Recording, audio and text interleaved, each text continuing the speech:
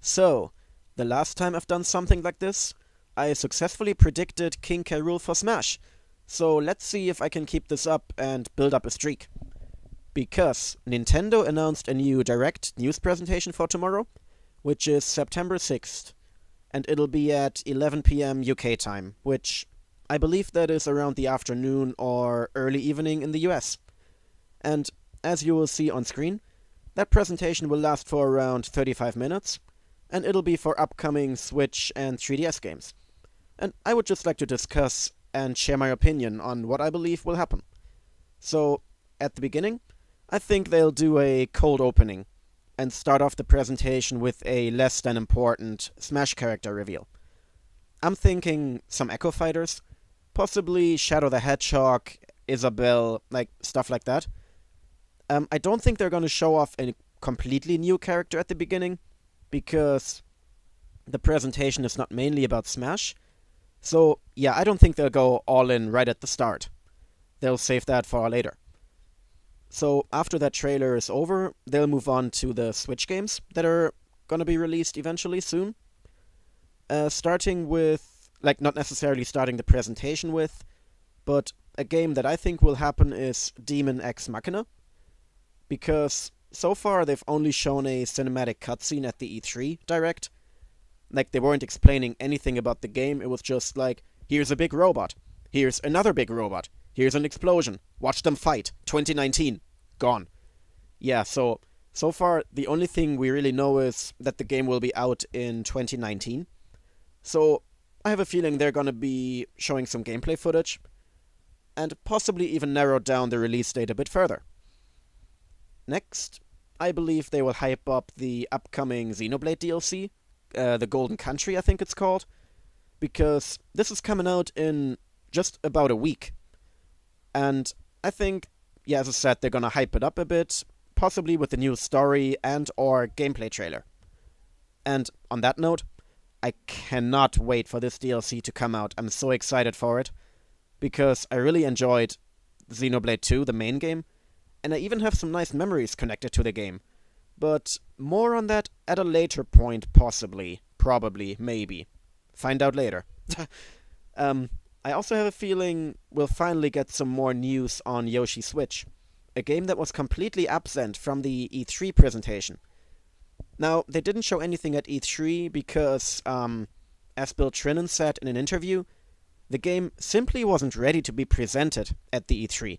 They weren't far enough ahead in development, which is fair enough. But he also mentioned they'll have some more material to show later throughout the year. And, well, today is later in the year, so, yeah, it's around 3 months after the E3 presentation, which should have been enough time to put together some gameplay footage to show. As for the release date, probably won't make the cut for this year. It'll probably be released in late spring 2019, I guess. Now, one other game I'm really looking forward to seeing more of is Super Mario Party. After the, in my opinion, really disappointing Mario Party 9 and 10, the upcoming title seems to be going a more traditional route, which is very good, in my opinion. They've already showed a decent amount of gameplay at the E3, and in various trailers uploaded on YouTube though, so I'm not sure if that game will get its own section. Honestly, probably not. That'll probably be part of the rapid fire announcements in bullet point section, which possibly will also include stuff like Taiko no Tatsujin, that Japanese drum game that's coming out soon, and some other smaller games. Like, I could see some more details on Mega Man 11, since a new Robot Master was revealed recently, or even two of them, I think. Now, after that, they'll continue with the 3DS games at some point. But speaking of the 3DS, I'm not even sure what's still coming out on it, honestly. Because, let me think, there's the Luigi's Mansion remake, as well as Persona Q2, which I am kinda interested in. Well, as you could probably tell, I'm a Persona fanboy, but the Persona Q game that was coming out a few years ago, didn't like it as much. Because it's a dungeon crawler. Dungeon, yeah, that's what I wanted to say. No, it's a dungeon crawler with a really shallow story for Persona standards, so that put me off about it. But this video is not about Persona, but video game announcements. So I believe there's also some sort of new Yokai Watch game coming out eventually this year, so they'll probably show something of that as well. But I don't really care about Yokai Watch, so I couldn't tell you anything about it. But as the 3DS is slowly but surely being phased out, these will probably be also done in bullet point announcements. Like, they're not gonna spend 5 minutes hyping up Luigi's Mansion Remake. Woo, here's a vacuum cleaner, here's a ghost. Go wild, I don't know. But also, to address an elephant that's been kind of stomping around in the room, there has been a rumor going around that Final Fantasy XV Pocket Edition could be released on the Switch. So, that means it's Final Fantasy XV, but it's kind of a chibi version of it, like a condensed version of the game. The graphics aren't as good as in the big version, if you want to call it that. Like, the character models are chibi models, and a bit more cartoonish and not as realistic as the big Final Fantasy XV. I think the story is pretty much complete, though. But I can't imagine this game will come out on the Switch, because considering Final Fantasy is the main property of Square Enix, who have mainly released their big games only on PlayStation and Xbox consoles, so I don't think this game will see the light of day on the Switch. But if it does happen, I'm gonna skip on it. I do like Final Fantasy games as a series, and I did finish Final Fantasy XV, but I didn't like it as much. It's been kind of hit or miss with me. So, if it comes out, yeah, not gonna buy it. And then, at the end of the presentation, obviously, as usual, they will do a One More Thing announcement, which I think will be a fully new Smash character. What I love would be is if they show various characters fighting a losing battle against Master Hand, when suddenly a second hand appears from off-screen, shoving Master Hand away. Cue the Isaac joins the battle splash screen. So Isaac is a character from Golden Sun.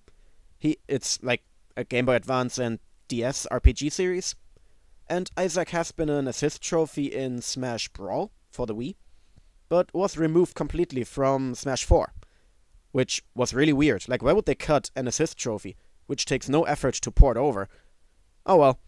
And I admit I'm a bit biased here, but I really want to see Isaac and the Golden Sun series in general get some more representation in Smash Brothers. And honestly, Sakurai has been listening to the fans a lot for the upcoming Smash title. And if I remember correctly, Isaac from Golden Sun was quite high in the Smash ballot votes. So, there is a chance.